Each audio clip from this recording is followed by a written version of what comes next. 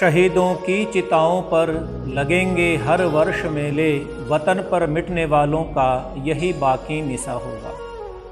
आदरणीय सज्जनों, 124 वर्ष पूर्व आज के ही दिन ज्येष्ठ शुक्ल एकादशी विक्रमी संवत 1954 को एक ऐसे अमर बलिदानी का जन्म हुआ जिसका नाम पंडित राम प्रसाद बिस्मिल है।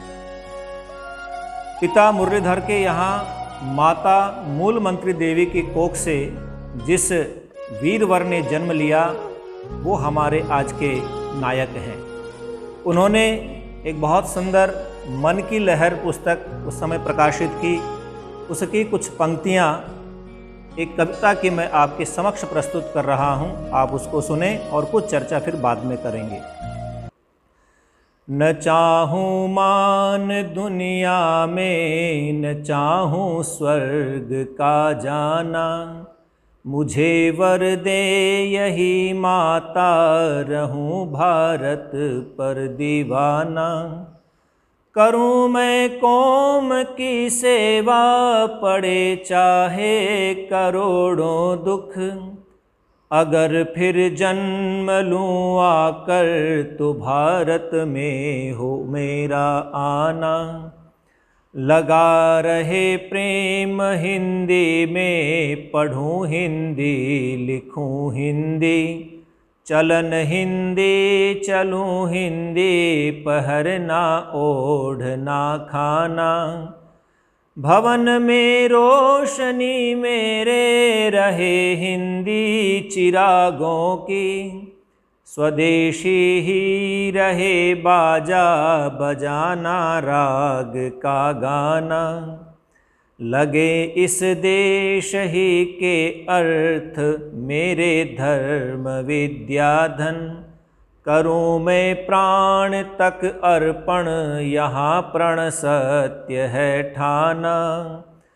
नहीं कुछ गैर मुमकिन है जो चाहो दिल से बिस्मिल तुम, उठा लो देश हाथों पर न समझो अपना बेगाना। न चाहूँ मान दुनिया में, न चाहूँ स्वर्ग का जाना, मुझे वर दे यही माता, रहूँ भारत पे दीवाना। इस वीरवर के जो पूर्वज थे वो ग्वालियर राज्य के तोमरघार में चंबल नदी के क्षेत्र में जो वीरता शूरता पराक्रम में बहुत आगे थे। आपके दादाजी श्री नारायण लाल जी जीवन निर्वाह के लिए शाहजहाँपुर आ गए। पिता मुरलीधर और माता मूल मंत्री देवी जी से आपका जन्म हुआ। आपकी प्रवृत्ति बेशक चंचल थी, लेकिन आप कुशाग्र बुद्धि से युक्त थे। जैसे कि एक आयु होती है, 14 वर्ष की आयु में कुसंगति के कारण चोरी और नशा करने की लत पड़ गई। लेकिन स्वामी सोमदेव जी जो आर्य समाज के विद्वान थे, उनके सत्संग से आपका जीवन बदल गया और आपने ब्रह्मचर्य की साधना प्रारंभ कर दी।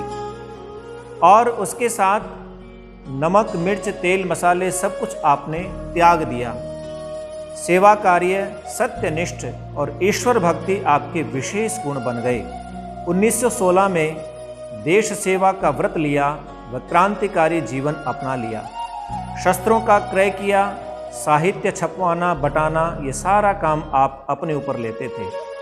काकोरी रेलकांड जिसमें आपकी गिरफ्तारी हुई और गोरखपुर की जेल में जो जेल की कोठड़ी आपको मिली वो 9 फुट लंबी 9 फुट चौड़ी और लगभग 9 फुट ही ऊंची थी और भीषण गर्मी आपको सहन करनी पड़ती थी। ऐसी अवस्था में भी आपने कभी उफ नहीं की। 19 दिसंबर 1926 सोमवार को पौष कृष्ण एकादशी 1984 30 वर्ष की अवस्था में आप अपने इस नश्वर शरीर को त्याग करके, अर्थात आपका बलिदान हो गया। और जब आपने फांसी का फंदा चूमा उससे पहले 5 पौंड आपका वजन बढ़ गया था। सरफरोशी की तमन्ना अब हमारे दिल में है, देखना है जोर कितना बाजुए कातिल में है। हम शत शत कोटिशः नमन करते हैं वीरवर को। ओम।